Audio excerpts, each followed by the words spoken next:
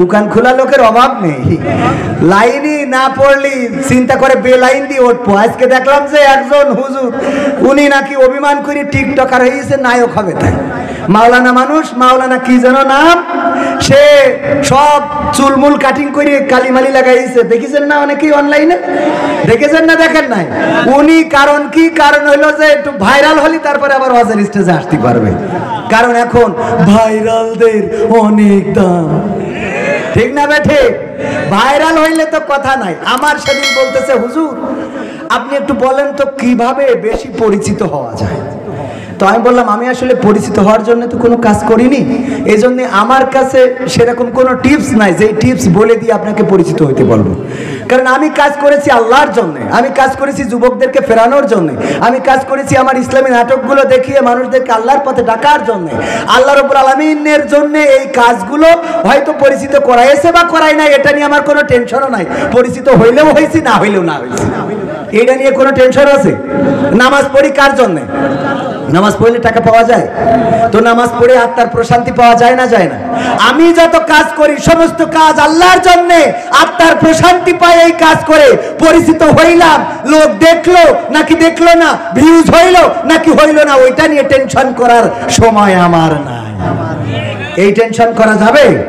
আল্লাহর জন্য আপনি নিবেদিত প্রাণ হতে হবে। আর আমরা তো সে কথা বলেই থাকি, ইন্না সলাতি ওয়া নুসুকি ওয়া মাহইয়ায়া ওয়া মামাতি লিল্লাহি রাব্বিল আলামিন। নিশ্চয় আমার নামাজ, আমার কুরবানি, আমার জীবন, আমার মরণ সব আল্লাহর জন্য নিবেদন করে দিলাম। আল্লাহর জন্য সব নিবেদন করে দেওয়ার পরে আমার নামে যখন মামলা হলো, আমি চলে গেলাম মুক্তিযোদ্ধার কাছে, যে বললাম, ওগো মুক্তিযোদ্ধা সভাপতি সাহেব, আমার মামলা থেকে বাঁচান, আমি জীবনে জেল খাটি নাই, আমার যদি জেলে নিয়ে যায় তাইলে বাঁচবো না। আপনি আমার ধর্মের আব্বা যাই বলেন তাই মেনে নেব, আপনি যদি ধানের শীষি ভোট দিতে বলেন তাই, যদি নৌকায় বলেন তাই, কোনো অসুবিধা নাই। এই কথা যদি বলি তাইলে কি আমার আল্লাহর প্রতি নিজের জীবনকে উৎসর্গ করা হলো নাকি? কথা কয় না? হলো। বরং আমি যদি কোনো বিপদে পড়ি, যদি কোনো মুসিবতে পড়ি, যদি কোনো আক্রান্তের শিকার হই, যদি কোনো আক্রমণের শিকার হই, আল্লাহ রাব্বুল আলামিনের কাছে বলবো, ওগো আল্লাহ তুমি রক্ষা করো। যেমন ভাবে বলেছিলেন মুসা, যেমন ভাবে বলেছিলেন ঈসা, যেমন ভাবে বলেছিলেন ইউনূস আলাইহিস সালাম, যেমন ভাবে আমাদের প্রিয় নবী মুহাম্মদ সাল্লাল্লাহু আলাইহি ওয়াসাল্লাম আল্লাহর কাছে সহযোগিতা চেয়েছিলেন। কাফেরেরা ঘিরে ধরেছে, বাড়িতে হত্যা করবে। আল্লাহর রাসূল সাল্লাল্লাহু আলাইহি ওয়াসাল্লাম রাতের অন্ধকারে আল্লাহ রাব্বুল আলামিনের কাছে বললেন, আল্লাহ কিভাবে বের হব? আল্লাহ রাব্বুল আলামিন বললেন, ধুলা নাও, সেই ধুলা কোরআনের আয়াত পড়ে ফু দাও, আর তারপরে ফু দেওয়ার পরে ওই ধুলাগুলো মানুষের চোখে পৌঁছে দিলেন। কি দিয়েছে না দেয় নাই? যখন ছর পর্বতের গুহায় আল্লাহর রাসূল বসে রয়েছেন, আবু বকর রাদিয়াল্লাহু তাআলা আনহু বলছেন, ওগো রাসূল আর বাঁচা গেল না, আর সম্ভব না।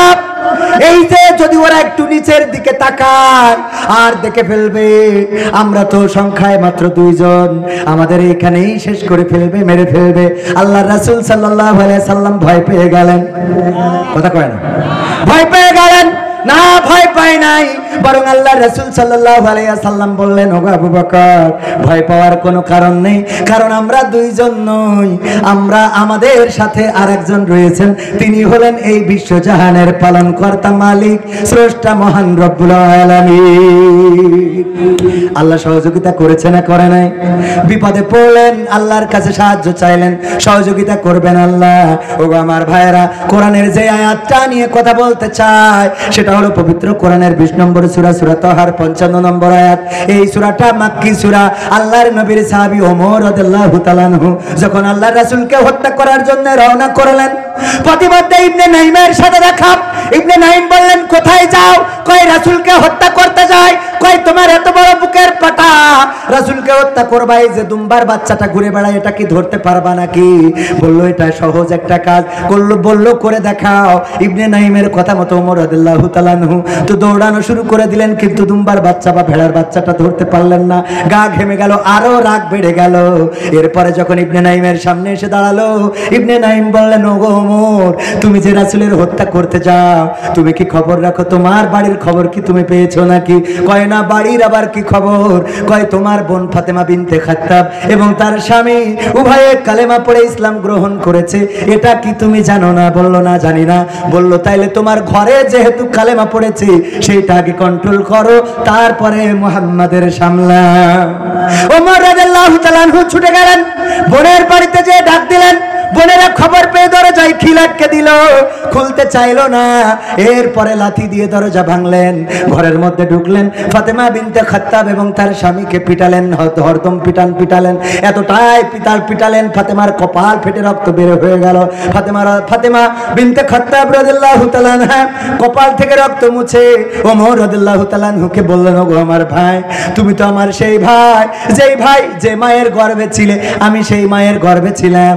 তুমি যে মায়ের দুগ্ধ পান করেছো, আমি সেই মায়ের দুগ্ধ পান করেছি। ওগো ভাই, আমার কলিজার টুকরা ভাই, তুমি আমাকে মেরে রক্তাক্ত করে দিলে। তোমাকে বলি, এই রক্তের কসম করে বলি, আল্লাহর কসম, তুমি আমাকে রক্তাক্ত করতে পারো, মারতে পারো, এমনকি আমার জীবনটা নিয়ে নিতে পারো, কিন্তু যেই কোরআনের বাণী আমরা শুনে মুসলমান হয়েছি, ওই কালেমার পর থেকে এক চুল পরিমাণ সরে দাঁড়াবো না। ওমর রাদিয়াল্লাহু তাআলা আনহু হঠাৎ করে অবাক হয়ে গেলেন, এত শক্ত জবাব দিল আমার বোন। কি এমন কোরআনের বাণী, কি এমন সুর, কি এমন কথা, কি এমন সুধা। বললো, গো বোন, কোরআনের বাণীকে একটু শোনানো যায় নাকি? বললো, একটু পবিত্র হয়ে আসো, উজু করে আসো, শোনাবো। উজু করে আসলেন, কোরআন তেলাওয়াত করে শোনালেন। তখন যে সূরাটা পড়ছিলেন সেই সূরাটা ছিল সূরা তাহা। ওগো আমার ভাইয়েরা, এই সূরার বিষয় বস্তুর মধ্যে যেটা রয়েছে তার মধ্যে অন্যতম ঘটনা হলো মুসা আলাইহিস সালাম এবং আল্লাহ রাব্বুল আলামিনের কথোপকথন। পাশাপাশি আল্লাহ রাব্বুল আলামিন মুসা আলাইহিস সালামকে দিয়ে ফিরাউনের দরবারে পাঠালেন এবং কি বলালেন সেই কথাটার একটা অংশ হলো, মিনহা খালাকনাকুম ওয়া ফিহা নুঈদুকুম ওয়া মিনহা নুখরিজুকুম তারাতান উখরা। কথাটা কার? এই কথাটা কেন বলিয়েছিলেন? যখন ফিরাউনকে বলল, ফিরাউন ভালো হয়ে যাও, মাসুদ তুমি কি ভালো হবে না? এখন বলে না, মাসুদ তুমি কি ভালো হবে না? এই মাসুদ ভালো হয় না, এই জন্য মাসুদদের মাঝে মাঝে ওয়ার্নিং দেওয়া লাগে। আল্লাহ রাব্বুল আলামিন তেমনি ভাবে বললেন, ফিরাউন তুমি কি ভালো হবে না? ফিরাউনকে আল্লাহ রাব্বুল আলামিন সরাসরি বলে নাই, কাকে দিয়ে বলেছে? মুসা আলাইহিস সালামকে দিয়ে বলেছে। মুসাকে বলল, যাও যে বলো তুমি বাউন্ডারি ক্রস করেছো। তুমি তো একজন চেয়ারম্যান, সে চেয়ারম্যানের ইউনিয়ন পরিষদের চেয়ার ধরে টানাটানি করে, একজন এমপি সেই এমপির চেয়ার ধরে টানাটানি করে, একজন মন্ত্রী সে মন্ত্রিত্বের চেয়ার ধরে টানাটানি করে, একজন মেম্বার সে মেম্বারের চেয়ার ধরে টানাটানি করে, একজন প্রধানমন্ত্রী দেশের চেয়ার ধরে টানাটানি করে। বাইডেন সে আমেরিকার চেয়ারে নিয়ে বসতে চায়, পুতিন সে রাশিয়ার চেয়ারে নিয়ে বসতে চায়, জেলেনস্কি সে ইউক্রেনের চেয়ারে নিয়ে বসতে চায়, আব্দুল ফাত্তাহ আল সিসি সে মিশরের চেয়ারে নিয়ে বসতে চায়, ওং সান সু চি সে মায়ানমারের চেয়ারে নিয়ে বসতে চায়। কিন্তু ফিরাউন এমন একজন যে পৃথিবীর সব চেয়ার বাদ দিয়ে আল্লাহর চেয়ারটা নিয়ে বসতে চেয়েছিল। বলেন নাউযুবিল্লাহ। আল্লাহর চেয়ারে নিতে চেয়েছে না চায় নাই? কথা কয় না। বলল, মুসা যাও, যে তাইরে ও তারে বলো আমি নবী হয়ে এসেছি। বলল, যদি বিশ্বাস না করে বলো, বাপ তুমি তোমার হাতটা বগলের নিচে দিবা, তারপরে বের করবা, নূরের মতো জ্বলতে থাকবে, আবার বগলে দিবা, নিভে যাবে। যদি তাও না মানে হাতের লাঠি ছেড়ে দিবা, সাফ হয়ে যাবে। যদি তাও না মানে তাইলে তুমি সুন্দর করে নরম ভাষায় তারে বুঝাবা, মিনহা খালাকনাকুম ওয়া ফিহা নুঈদুকুম ওয়া মিনহা নুখরিজুকুম তারাতান উখরা।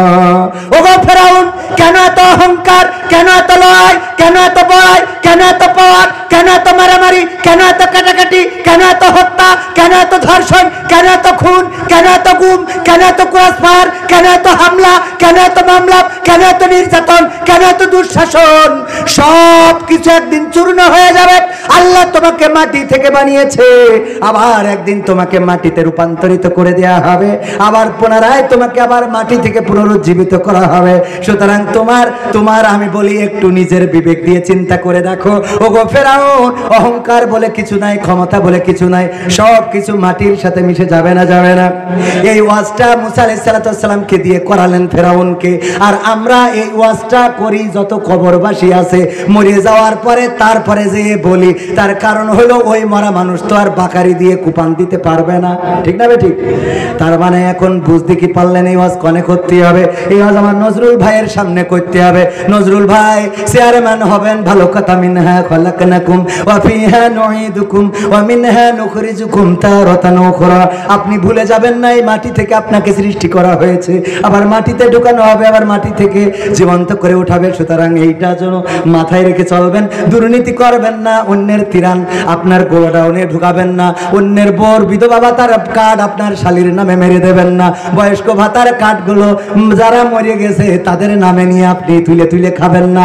এই সুন্দর করে এই হজ করা লাগবে আমার নজরুল ভাইয়ের, আমার সরদার মশিউর রহমান ভাইয়ের। এই হজ করা লাগবে মেম্বারের, এই হজ করা লাগবে চেয়ারম্যানের, এই হজ করা লাগবে এমপি আমাদের জনাব মোহাম্মদ কে জানো, জনাব ফিরোজ আহমেদ স্বপন সাহেব, উনাকে এই ওয়াজ করা লাগবে, এই ওয়াজ করা লাগবে। মন্ত্রীদের, প্রেসিডেন্টদের, আপাতত প্রধানমন্ত্রীর দরকার নাই, এই পর্যন্ত আপনারা করবেন। এটা মনে থাকবে না কি থাকবে না? কথা কয় না। এটা কি রাজনীতির কথা বললাম? রাজনীতির কথা।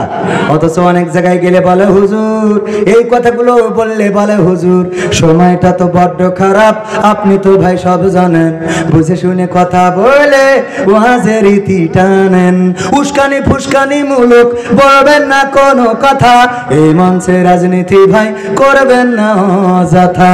আমরাও ভাই কোরআন জানি, মানি মোটামুটি, ঝামেলাতে থাকি মাঝে মাঝে নিয়ে ভোটা ভুটি। মক্তবেতে শিখেছিলাম আলিফ বা তা সা, কোরআন হাদিস মোটেও জানি না এমন কিন্তু না, তাই রাজনীতি চলবে না ও হুজুর, রাজনীতি চলবে না, তাই রাজনীতি চলবে না ও ভাই, রাজনীতি চলবে। এবার বলা হুজুর শোনেন, এই ওয়াজটা 15তম, এর আগেও 14 বছর হয়েছে। আমি বললাম তাই কি? বলছে একটা হুজুর আনিলাম গতবারও, তাতে কি? কয় অমুক হুজুর ওয়াজ করিল কত মধুর সুর, কবরেতে গেলে পাবো 70,000 হুর। এমন ওয়াজ আছে না নাই? হুর পরে গেলে মানে ওয়াজ করলে কোনোদিন হাতে হাত করা কি লাগবে? পায়ে ডান্ডা বেড়ি কি লাগবে? ফাঁসির কাষ্ঠ দরকার হবে না? হবে না। অমুক হুজুর ওয়াজ করে কত মধুর সুর, কবরেতে গেলে পাবো 70,000 হুর। অনেক দোয়া আছে পড়লে কোটিতে সওয়াব, সারা জীবন পাপ করিলেও পেয়ে যাব মাপ। বাপ দাদার নাজাত দিতে করেছি 40, আমার বেলায় 4টা গরু গোয়াল ঘরে পোষা। আমিও ভাই কিছুটা জানি, মানি না তা না, ছোটবেলায় শিখেছিলাম আলিফ বা তা সা, তাই রাজনীতি চলবে না ও হুজুর, রাজনীতি চলবে না, তাই রাজনীতি চলবে না ও ভাই, রাজনীতি চলবে। এবার বলছে হুজুর শোনেন, আপনি মনে করছেন আমরা মানি না মানি? আমি বললাম কি কি মানেন? বলছে হুজুর মিলাদ করি, কিয়াম করি, যাই বাবার মাজারে, হয়তো একটু বিড়ি টানি শ্রীমন্ত কাঠির বাজারে। আছে না নাই? মিলাদ করি, কিয়াম করি, যাই বাবার মাজারে, হয়তো একটু বিড়ি টানি তালারো বাজারে। ফজর নামাজ হয় না পড়া, থাকি তখন নিদে, কিন্তু হুজুর বিশ্বাস করেন আল্লাহর কসম হয় না কাজা নামাজটা 2 ঈদে। 2 ঈদে নামাজ কাজা হয়? 2 ঈদে নামাজ কাজা হয় না। আবার এই ঈদের নামাজ নিয়ে হঠাৎ দেখলাম টেলিভিশনে বলতেছে বাবারা আগামীকাল সকাল 9টার সময় ঈদুল আজহার জানাজার নামাজ হবে। আমার ছেলে কাঁদতেছে, আব্বা কি হয়ে গেল? আমি বলছি একটা মরি গে, একটা ঈদ মরি যাওয়া ছাড়া আর একটা আছে, অসুবিধা নেই, তাও তো এখন একটা আছে, এখন তো একটা আছে, একটা মরি গে। এইবার দেখি আবার সেটাও নিয়ে ঝামেলা করিস। এইবার বলছে হুজুর না, ওই যে মাইক্রোফোনে বলছে ঈদুল ফেরত এসেছে, মানে মরি গেলে তো ফেরত এসেছে। ঈদুল ফিতর এটাও বোঝে, কথা কয় না। ঈদুল ফিতর বললাম পবিত্র কোরআনের সূরা, প্রথম সূরার নাম কি বলছে? সূরা ফাতেমা। কি সূরা ফাতেমা কোনে তো দুঃখের কথা আমার। এই জন্য আমি ওই ওরা যেন এই ভুল না করে এই জন্য একটা বই লিখেছি, বেসিক নলেজ অফ ইসলাম। এই বইয়ে আমরা ওই যেভাবে ভালো কাজ করা যায়, এই আপনার প্রশ্নগুলো, ছোট ছোট প্রশ্ন, তাও অনেকেই জানে না, আমাদের মধ্যে অনেকেই আছে ছোট ছোট বিষয় জানে না। এই জন্য এই বই নামাজের বেসিক যে নিয়মকানুন সেগুলো সহ আমি প্রশ্নগুলো এখানে দিয়েছি, 200টা প্রশ্ন প্রথম খণ্ডে। আপনারা আমার ক্যামেরাম্যানের কাছে এখানে আছে ওই যে পাশে, আপনারা নেবেন, 50 টাকা করে দাম, আগেই বলে দিলাম, পরে নেবেন, এখন নেওয়ার দরকার নেই। আর যে কথায় যাচ্ছিলাম সেই কথায় যাবো, আর একটু সময় যাবো সামনে, সময় তো শেষ, আর একটু সময়।